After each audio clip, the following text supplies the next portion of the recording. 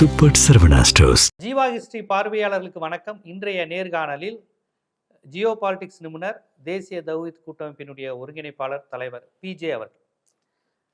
Saudi Arabia வரலாறுங்கிறது ரொம்ப இன்னைக்கு ஒரு சர்வதேச அரசியலும், அமெரிக்கா எதிர்ப்பு அரசியல் அல்லது அமெரிக்கா ஆதரவு அரசியல் அல்லது மத்திய கிழக்கு நாடுகளுடைய அரசியல், பாலஸ்தீன் அரசியல், எது பேசினாலும் சவுதி அரேபியாவோட ரோலுங்கிறது ரொம்ப முக்கியமானதாக இருக்குது. எண்ணெய் வள நாடு, இப்படி பல்வேறு காரணிகள் இருக்குது. ஏற்கனவே சவுதி மெக்காவில் இருந்தது குறித்து பேசியிருக்கீங்க. மெக்கா மதினா எப்படி சவுதிக்குள்ளே இருந்தது, சவுதி உட்பட துருக்கியினுடைய பெரிய சாம்ராஜ்யம் ஒட்டமான் அரசு நிகழ்ந்தது, அது வீழ்ந்தது, அது எப்படிங்கிறது குறித்தெல்லாம் நீங்கள் விரிவாக பேசியிருக்கீங்க.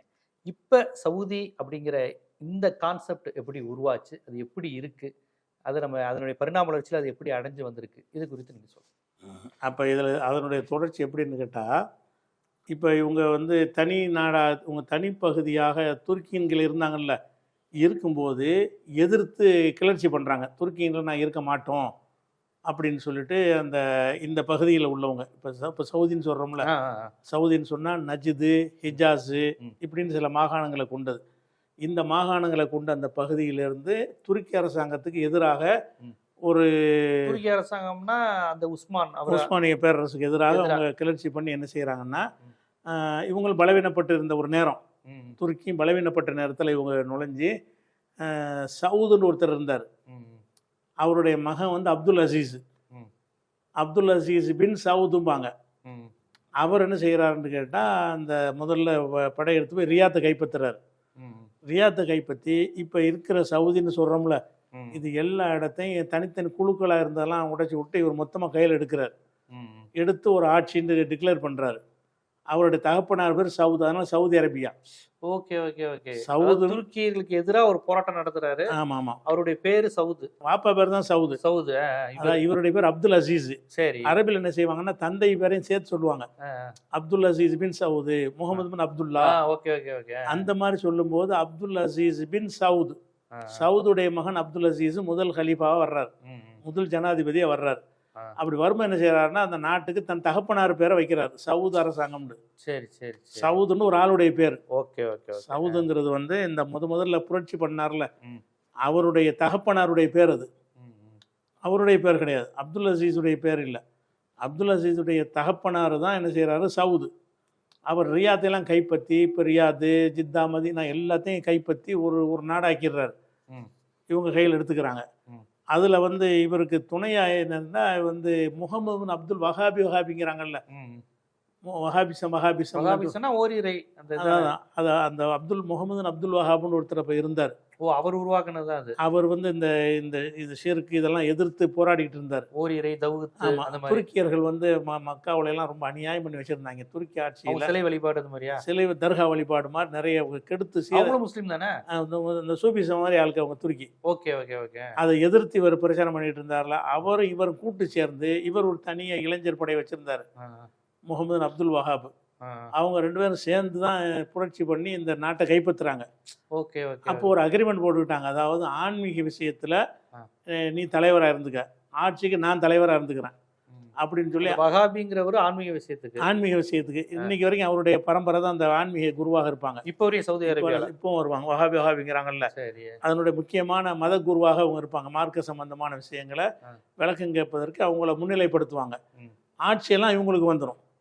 இவர் அந்த கொள்கை ரீதியாக ஒரு கூட்டத்தை உண்டாக்கி வச்சிருந்தார்ல, இவர்களுடைய சப்போர்ட்டை வைத்து கொண்டு, அவருடைய படையை வைத்து கொண்டு தான் ஜெயிக்க முடிஞ்சு.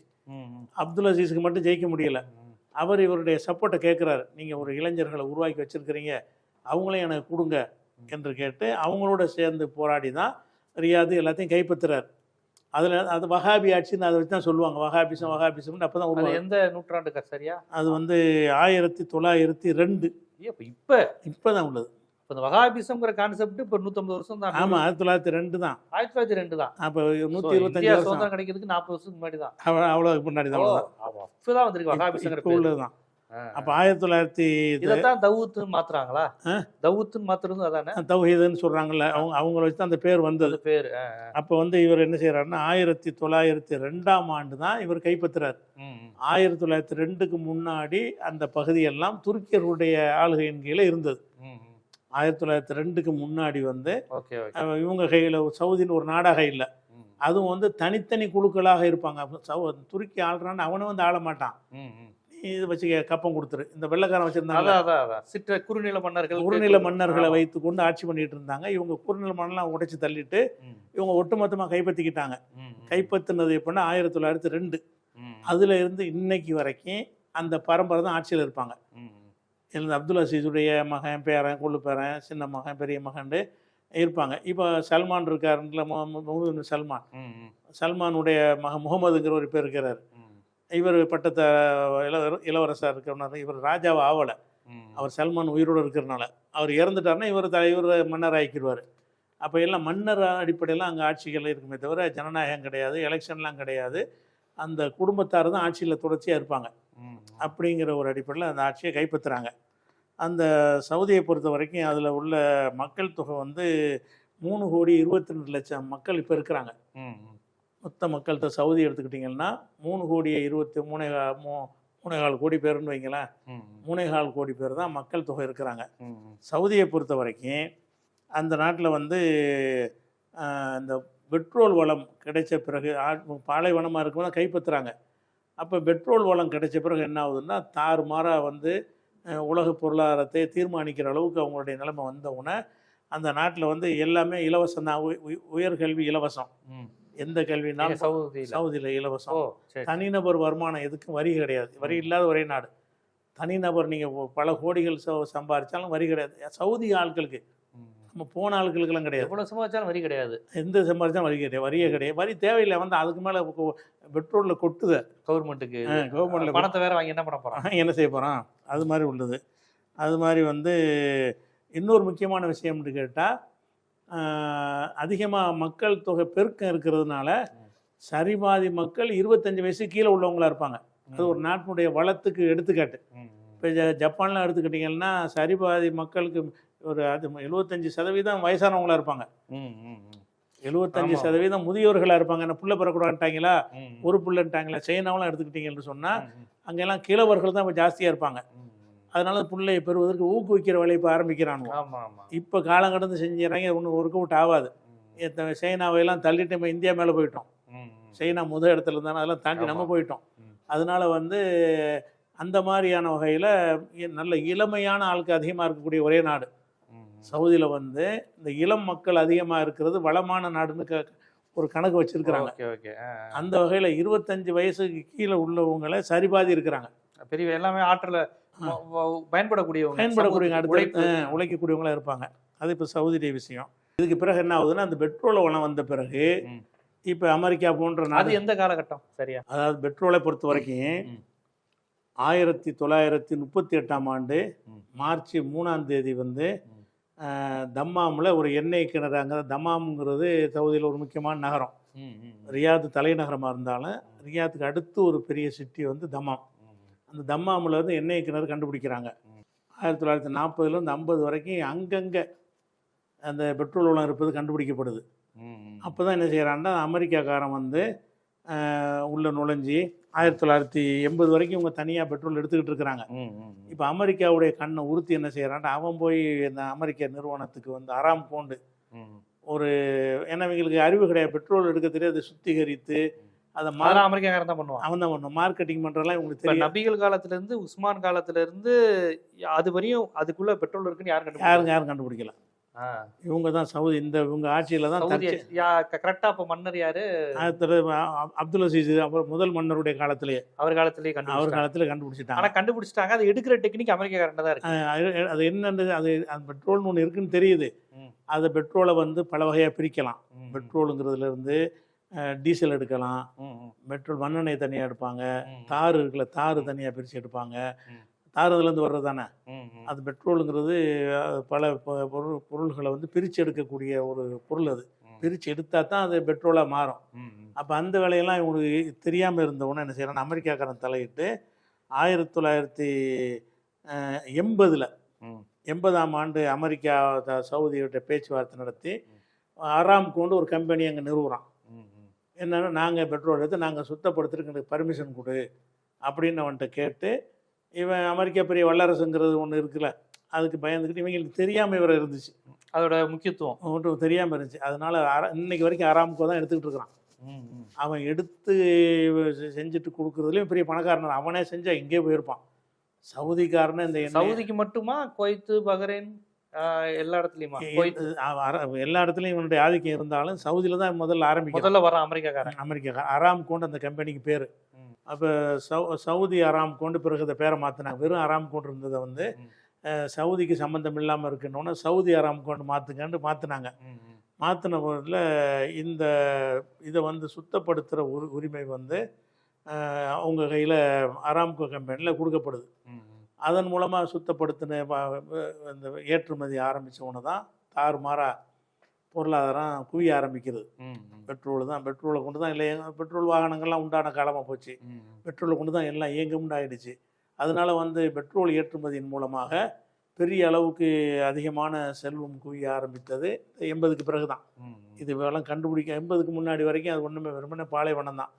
அதுக்கு பிறகு பணம் வந்ததுக்கு பிறகு அதை பயன்படுத்தணுங்கிறதுனால தான் நமக்கெல்லாம் வேலை வாய்ப்பெல்லாம் தர்றான்னு சொன்னால், குடிசையில் இருந்தவன் பில்டிங் கட்டுறான், பெரிய பெரிய நிறுவனங்களை போடுறான். அந்த மாதிரியான ஒரு அமைப்பில் வந்து நமக்கெல்லாம் வேலை கிடைக்குதாங்க. பல விஷயங்கள் வந்து கட்டுமான பணிகளில் தான் அதிகமான பேர் போய் சேர்றாங்க. அப்போ இது வந்து இப்போ அமெரிக்காவுடைய கையில் வந்துருச்சு. அமெரிக்கா என்ன செய்கிறான்னு கேட்டால், இந்த கட்டங்களில் தான் அந்த அரபு இஸ்ரேல் போர் இதுகள்லாம் நடக்குது. இஸ்ரேலுக்கு யுத்தம் நடந்துச்சுல, இஸ்ரேலுக்கும் எகிப்துக்கு யுத்தம், இஸ்ரேலுக்கும் ஜோர்டானுக்கு யுத்தம்லாம் நடந்துச்சுல, பல நாடுகள்லாம் சேர்ந்து இஸ்ரேலோட சண்டைக்கு போனாங்க.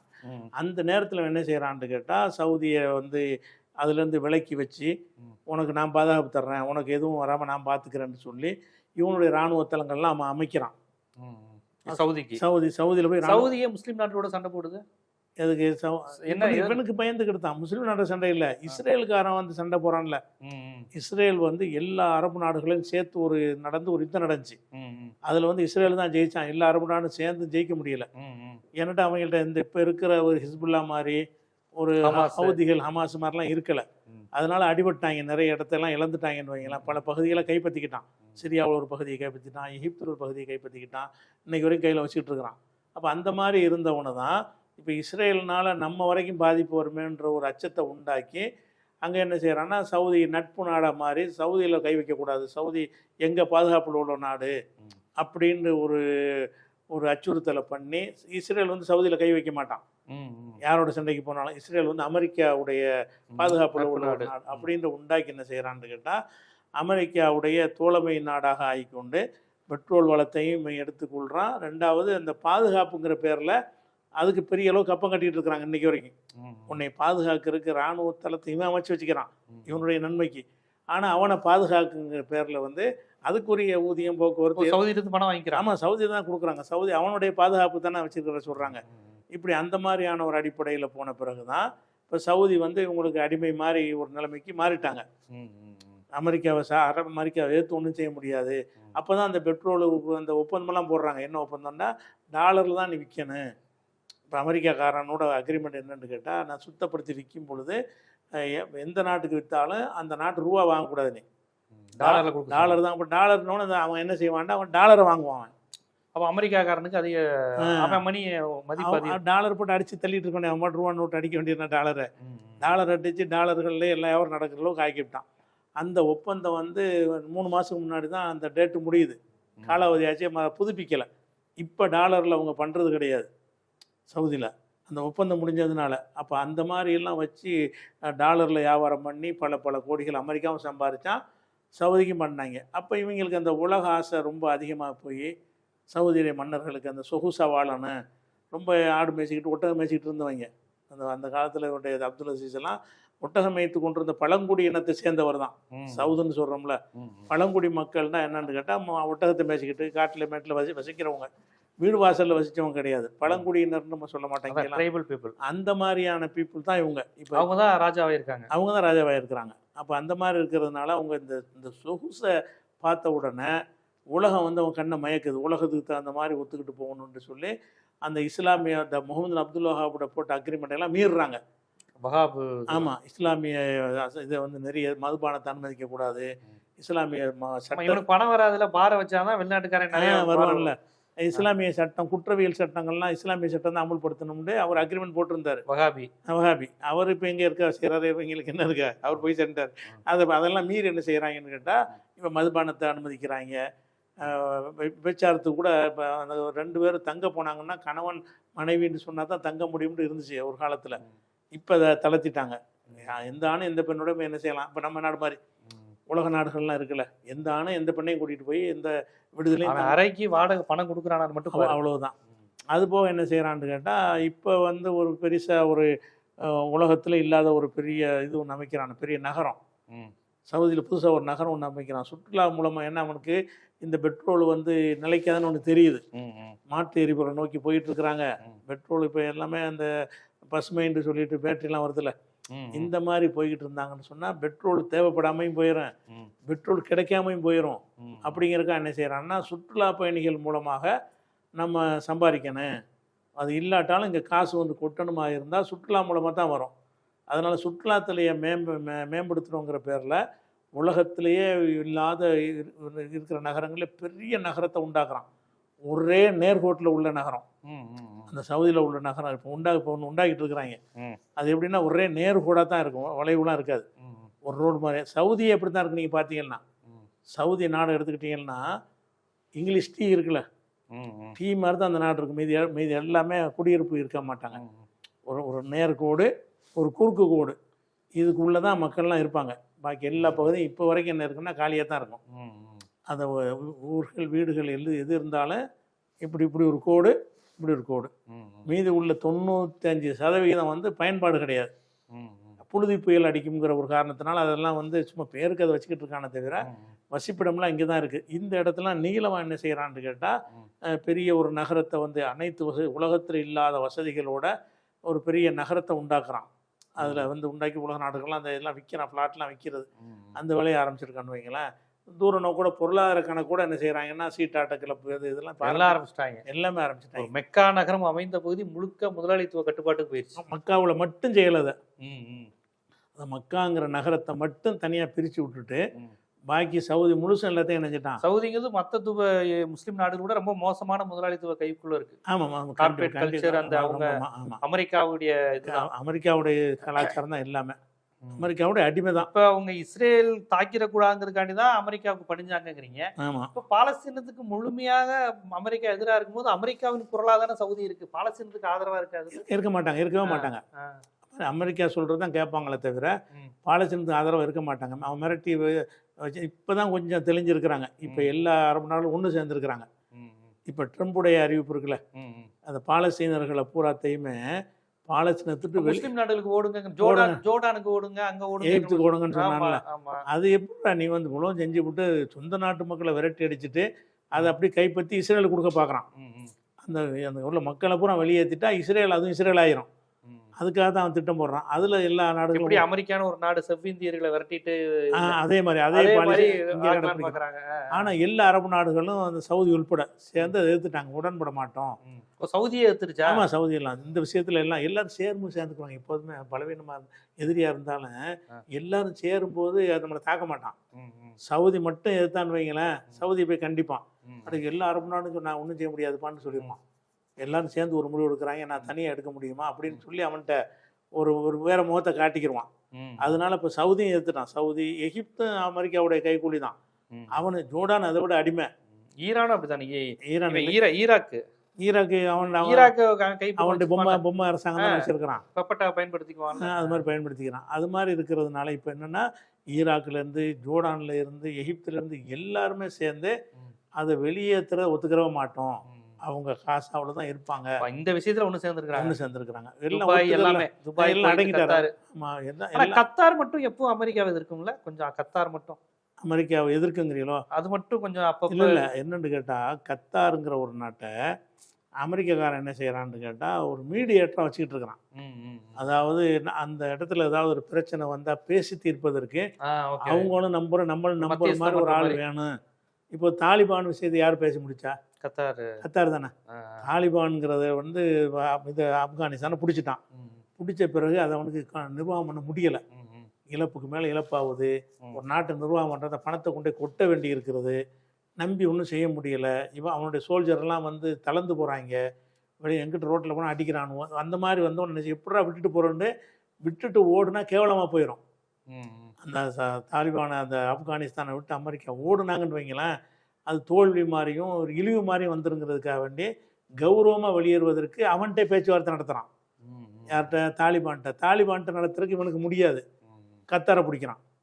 கத்தார் என்ன செய்கிறான்னு கேட்டால் தாலிபானோடையும் தொடர்பு வச்சுருப்பான், அமெரிக்காவோட வச்சுருப்பான், ஹமாஸோடையும் வச்சுருப்பான், அமெரிக்காவோட வச்சுருப்பான், எகிப்தோடையும் வச்சுருப்பான், ஹிஸ்புல்லா வச்சுருப்பான். எல்லாரோடையும் அந்த கத்தாரை வந்து அமெரிக்கா கருவியை பயன்படுத்தினான். மோடிக்கு நம்ம பிடிச்ச நாடுல, மோடிக்கு பிடிச்ச நாடு. எல்லாரும் எந்த பிரச்சனைனாலும் கத்தார் வந்து தலையிடுவாங்க. தலையிடுறதுக்கு முக்கிய காரணம் என்னென்னா, கத்தாரை வந்து அப்படி அமெரிக்கா பயன்படுத்துது. அமெரிக்காவுடைய ஆதரவு நாடு தான் அது. அமெரிக்கா என்ன செய்கிறான்னு கேட்டால், நாளைக்கு பேச்சுவார்த்தை நடத்துறதுக்கு ஒரு ஆளாச்சும் எங்களுக்கு வேணும், எல்லாரும் ஒரு பக்கம் நின்றீங்கன்னா யாரை வச்சு நான் பேச்சுவார்த்தை நடத்துறது அப்படிங்கிறதுக்காக வேண்டி கத்தாரை மட்டும் என்ன செய்வான்னு கேட்டால், அவன் எந்த நாடுகளோட தொடர்பு வச்சாலும் அமெரிக்கா எச்சரிக்க மாட்டான். கத்தார் வந்து ஹமாஸை கூப்பிட்டு அடைக்கலம் கொடுத்தாலும் கேட்க மாட்டான், ஹிஸ்புல்லாவுக்கு அடைக்கலம் கொடுத்தாலும் கேட்க மாட்டான். ஏன்னு கேட்டால் அவங்கள வச்சு தான் நாளைக்கு பேச வேண்டியிருக்கு. நாளைக்கு பேச்சுவார்த்தையில் ஒரு விஷயங்கள் முடிவாக வேண்டி இருந்துச்சுன்னு சொன்னால் மீடியேட்டர்னு ஒன்று வேணும். வேறு ஆட்களும் நம்ப மாட்டான். அவனுக்கு சார்பாக இருக்கிற ஆட்கள் தான் நம்புவான். இப்போ தாலிபானே நம்புகிற அளவுக்கு இருக்குன்னா பாருங்களேன். தாலிபானு இவன் கத்தாரை நம்புகிறான். இவன் அமெரிக்காவும் என்ன செய்கிறான்னா, கத்தார்கிட்ட பேச்சுவார்த்தைன்றது தாலிபான் நடத்துறது கத்தாரில் வச்சு தான் பேச்சுவார்த்தை நடத்துகிறாங்க. கத்தார் கவர்மெண்ட்டு தான் பேச்சுவார்த்தை நடத்தி, நாங்கள் இத்தனை வெளியேறிடுறோம், நீங்கள் ஆயுதத்தெல்லாம் நீங்கள் எடுத்துக்கிறங்க, இந்த நேரம் வரைக்கும் எங்களை ஒன்றும் தாக்கக்கூடாது, அமைதி எங்களை வெளியேற விடுங்கன்னு அமெரிக்கா பேச்சுவார்த்தை நடத்தி பல கோடி ரூபாய்களையும் கொடுத்து நிர்வாகம் பண்ணுவதற்கு அப்படி தான் வெளியேறினான். இந்த அக்ரிமெண்ட்லாம் போட்டது கத்தாரை வச்சு தான். அதனால் கத்தாருங்கிறது ஒரு ஒரு இந்த கரெக்டான நாடுன்னு சொல்லல. அவங்க வந்து அமெரிக்காவு சார்பாக அமெரிக்காவால் அவங்க வந்து இறக்கி விடப்பட்டவர்கள். ஆமாம், கண்டிப்பாக. சவுதி அரேபியாங்கிறது எப்படி நபிகள் நாயகம் ஆட்சி செஞ்ச காலத்தில் ஒரு புள்ளியாக இருந்தது. அவர் ஆட்சி செஞ்ச இந்திய துணைக்கண்டம் அளவுக்கு நிலப்பரப்பு ஆட்சி செஞ்சாங்க. அதற்கு பிறகு வந்த கலிமாக்கள், உமாரா இருக்கட்டும், அபுபக்கர் அலியா இருக்கட்டும் இருந்தாங்க.